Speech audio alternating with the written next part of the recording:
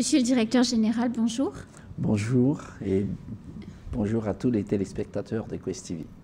Alors, vous êtes en déplacement officiel à Mayotte pour 4 jours pour parler de coopération régionale. Qu'est-ce que vous attendez d'un tel déplacement? Écoutez, on peut attendre beaucoup de ce déplacement d'une délégation officielle qui vient de Madagascar. Et je pense que les ateliers qui se sont déroulés hier avec les séries de tables rondes nous ont permis de comprendre l'enjeu d'une coopération régionale plutôt entre le département de Mayotte et aussi aux régions de Madagascar qui vient de signer le 25 juin dernier des accords de coopération, l'accord cadre qui justement rentre à renforcer les liens économiques et de coopération qui existaient déjà auparavant. Alors vous n'êtes pas arrivé, on le voit là, c'est votre arrivée à l'aéroport il y a quelques jours. Vous n'êtes pas arrivé les mains vides, il y avait déjà du fret dans l'avion qui vous a amené, ce qui va permettre aux consommateurs mahorais d'avoir et de goûter aux fruits et aux légumes malgaches. On peut, grâce à ces 11 conventions qui ont été signées avec 11 provinces malgaches, on peut s'attendre maintenant, on peut prendre l'habitude de voir des produits frais arriver depuis Madagascar pour être vendus dans nos magasins? Oui, tout à fait. L'objectif, surtout d'une coopération sud-sud, c'est de permettre à tous ces pays dans l'océan Indien, la COI, de s'approvisionner, c'est-à-dire d'assurer des libres-échanges des personnes, des marchandises, afin de mettre en place une véritable plateforme de coopération économique et d'échanges commerciaux. Donc Madagascar vise aussi à travers ces coopérations des 11 régions signataires de pouvoir servir de base arrière pour Mayotte dans l'agriculture, fournir des produits frais, bio, pour les consommateurs mahorais et pourquoi pas d'autres destinations comme l'Europe, parce que Mayotte, c'est déjà le département français, donc c'est la porte la plus proche de Madagascar, à 300 km des côtes malgaches, pour atteindre un marché européen. Et ça compte pour vous dans le développement des projets de coopération, le fait que Mayotte soit une porte d'entrée sur l'Union européenne, parce que Madagascar commercialise régulièrement déjà des fruits et des légumes, par exemple, puisqu'on parlait de ça, avec la France métropolitaine? Oui, tout à fait, mais nous visons tout d'abord une coopération en sous-région. Et quand on commence à regarder, à analyser le marché, il n'est pas normal qu'on doit importer tout de pays lointains. Par exemple, les fruits et légumes à Mayotte, quand on m'a parlé les prix de tomates qui avoisinent le 10 euros pour certaines périodes, 12 euros, je me disais, pourquoi ne pas profiter de la proximité territoriale, géographique avec Madagascar pour fournir des produits de qualité, mais à coût accessible et abordable pour les consommateurs locaux. Et c'est pareil pour les autres produits, c'est valable également. Mais surtout pour Madagascar, les accords de coopération permettent à Madagascar aussi de bénéficier des appuis institutionnels du conseil départemental. Le conseil départemental aujourd'hui vise à développer des coopérations en matière de formation, par exemple, de coopération culturelle, sportive et divers domaines. On voit également des projets émergents comme le Technopole qui va s'installer à Mayotte avec un budget avoisinant les 12 millions d'euros, quelque chose qui pourrait se faire également en capitalisant sur l'expérience malgache. Sachez que Madagascar, aujourd'hui, nous faisons partie des pays, on va dire, le plus, comment dirais-je, ayant toutes les qualités requises dans le développement de l'outsourcing, tout ce qui est externalisation des ressources en Europe. Et on pourra partager cette expérience-là à la jeunesse mahoraise, pour les télécentres, les call centers, pour le développement des logiciels, et ainsi de suite. On pourra même aller beaucoup plus loin dans l'échange. C'est avoir des coopérations dans le domaine, par exemple, culturel et sportif, et trouver des, comment dirais-je, des terrains d'entente pour avoir, par exemple, dans les organisations des Jeux, dans les compétitions internationales, un genre d'échange fructueux. Régulier, de compétition et de sportifs qui pourraient progresser ensemble parce qu'ils se rencontrent souvent. C'est ça que vous voulez dire? Oui, en fait, parce que moi, je pense qu'il faudrait promouvoir également cela. Ça fait partie aujourd'hui d'une identité culturelle forte des deux peuples. Vous savez, la terre mahoraise est un des territoires où on parle le kibouchi, donc la langue malgache à l'extérieur. C'est une chance pour Madagascar également. Donc, il y a une forte communauté malgache aussi installée sur cette île. Et promouvoir encore davantage à travers les activités culturelles, sportives, ces liens amicaux et historiques qui se sont déjà instaurés entre nos peuples rentrent logiquement dans la mission des coopérations. Alors justement, vous parliez de la proximité culturelle. Quand vous êtes arrivé avec votre délégation à l'aéroport de Dzaoudzi, c'était la fête en fait. Vous avez été, il y avait la forte communauté malgache était présente et vous a accueilli avec joie. Je pense qu'ils avaient l'impression qu'un petit bout de Madagascar arrivait pour les voir. Oui, exactement, parce que moi j'ai été agréablement surpris de l'accueil. Je remercie d'ailleurs l'équipe du conseil départemental, son président Benoussa et monsieur le maire qui représentait les autorités là-bas locales, mais surtout la communauté malgache qui venait en masse. On voyait des femmes qui dansaient, nous donnaient les colliers de fleurs. Ça, c'est plus que de l'accueil, c'est prouver notre lien, on appelle ça en malgache le fiavan. C'est pas tellement traduisible parce que le fiavan en malgache ça englobe un petit peu tout, le sentiment d'appartenance à une famille et aussi la solidarité et l'estime. Donc on était très honorés de cet accueil en terre mahoraise. Les femmes qui danser le waja avec leurs outils de musique et des instruments, c'était quelque chose qu'on ne s'attendait pas.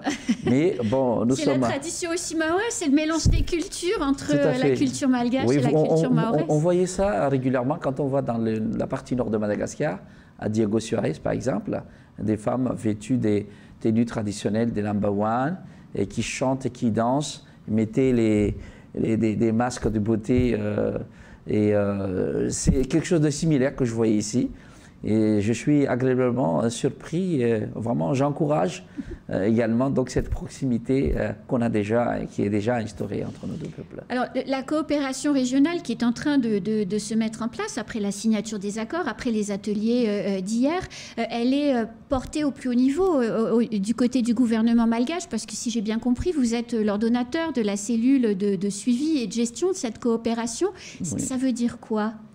Ça veut dire que pour mettre en œuvre et pouvoir concrétiser tout ce qui a été décidé dans les ateliers, il y a des objectifs à atteindre. Donc il va falloir mettre en place des structures, une équipe et des experts techniques qui vont accompagner la réalisation et la mise en œuvre de ce projet.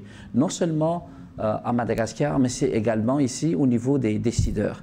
Donc je suis comme un facilitateur des projets en lien avec les autorités malgaches, dont les gouverneurs et aussi le ministre de l'Intérieur et de la décentralisation qui, aujourd'hui, l'autorité qui chapeaute un peu les 23 régions à Madagascar. Je viens même de faire le compte-rendu de cette mission à lui ce matin. Il en est ravi et nous félicite à l'occasion.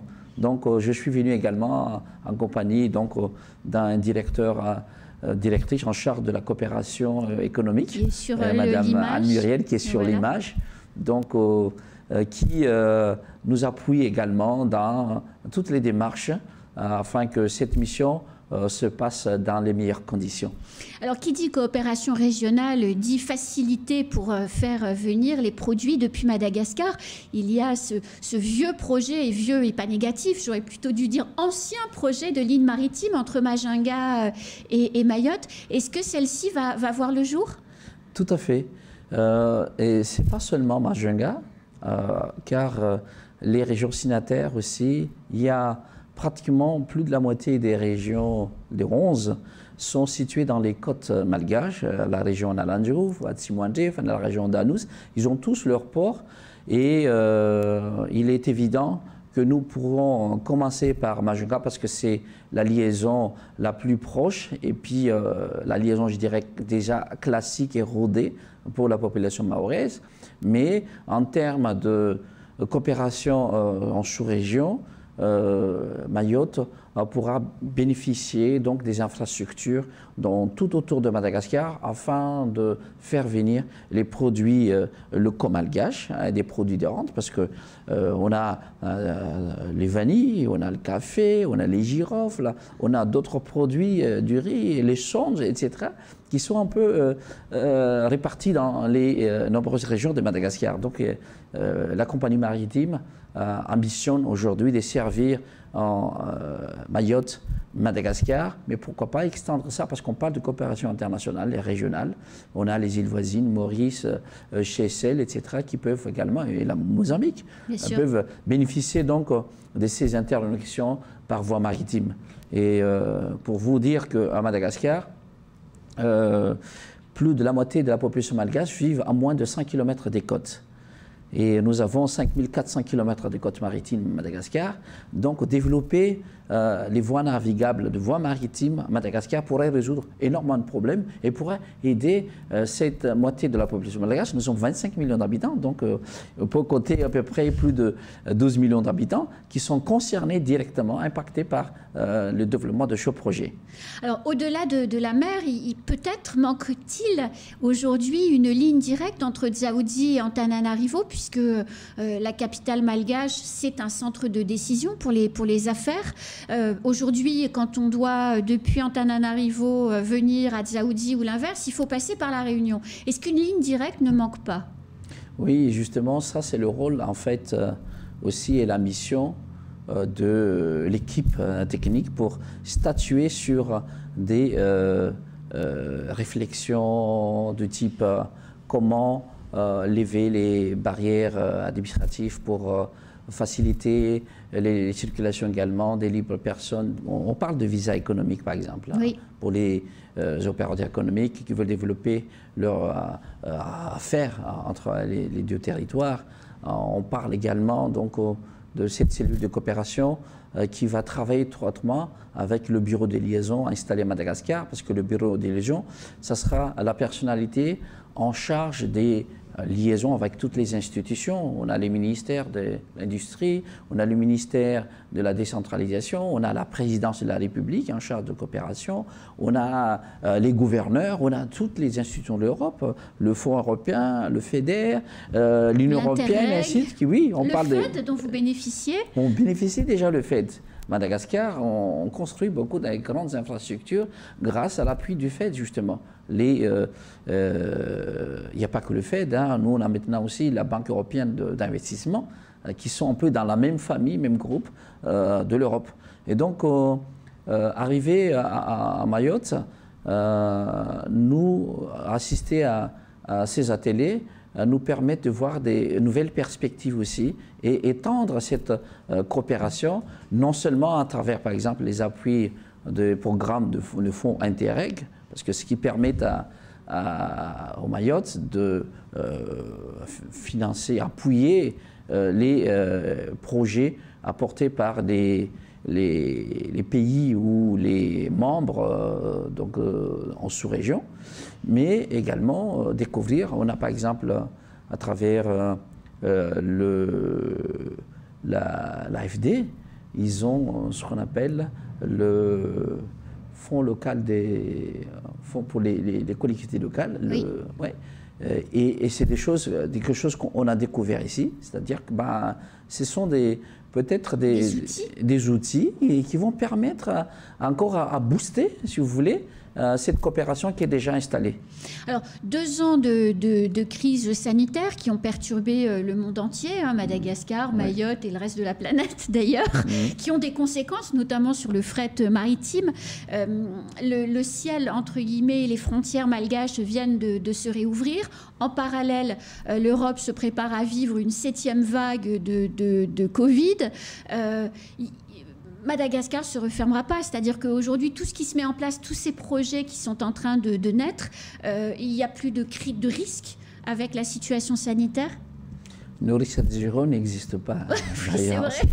Mais, surtout avec une maladie qu'on ne connaît pas bien. Oui, tout à fait. Mais nous avons fait en sorte à ce que ça ne soit pas un obstacle pour vivre en paix et en toute sérénité. Donc la population malgache, avec effectivement l'appui des pays amis, a pu affronter les 2 ou 3 vagues de pandémie à Madagascar. Et puis, on doit vivre avec. Hein. Vous voyez, hein, ce n'est pas parce que la pandémie est là qu'on doit finalement arrêter tout le système. Nous avons essayé avec la première vague et on a vu les conséquences que ça a sur l'économie. Dans le domaine du tourisme, la fermeture de frontières impacte beaucoup aujourd'hui sur l'économie basée sur toutes les structures d'accueil, etc. Mais nous avons commencé à ouvrir progressivement nos frontières. Donc maintenant, nous avons une liaison directe maintenant avec les îles voisines, la Maurice, Réunion, maintenant Mayotte. Mais c'est vrai. Et puis vous redécollez pour Moroni, je crois, le 7 juillet, si je ne dis pas, oui, si je ne me trompe pas. On va déployer, commencer déjà, et la liaison, le long courrier, oui. Il est déjà, on a la compagnie aérienne, par exemple Air France, traditionnellement qui fait la liaison entre Paris-Charles de Gaulle et Antananarive, mais maintenant on a Turkish Airlines, il y a 2 semaines, qui vient également de rejoindre le rang. Et puis on attend les autres, Kenya Airways, Ethiopian. Et nous sommes partis résolument pour réouvrir Madagascar et donner de nouvelles opportunités aux pays amis et aux tous les investisseurs directs étrangers de s'installer et faire prospérer leurs affaires à Madagascar dans le cadre du développement durable. Eh bien, c'est une très bonne chose. En tout cas, nous, vous l'avez vu à l'accueil, on était plutôt satisfaits de vous voir arriver et de pouvoir voir ces projets de coopération régionale se mettre de nouveau en place. Ben, tout à fait, c'est le choix à nous tous. Et je pense qu'une liaison directe seulement, mais beaucoup plus régulière qu'on a maintenant entre nos îles sœurs, peuvent contribuer à encore davantage à fructifier cette relation de coopération économique et permettre à tous les Mahorais également de bénéficier de l'appui institutionnel et des gouverneurs des 11 régions, dans le sens où ils peuvent aussi entreprendre à Madagascar librement, avoir des terres érables pour développer l'agriculture, l'élevage. C'est ce qui manque cruellement dans le territoire mahorais. Oh oui. Et ce sont des opportunités qui peuvent s'ouvrir au département et aux entrepreneurs investisseurs mahorais aussi également, à travers ces 11 conventions signées.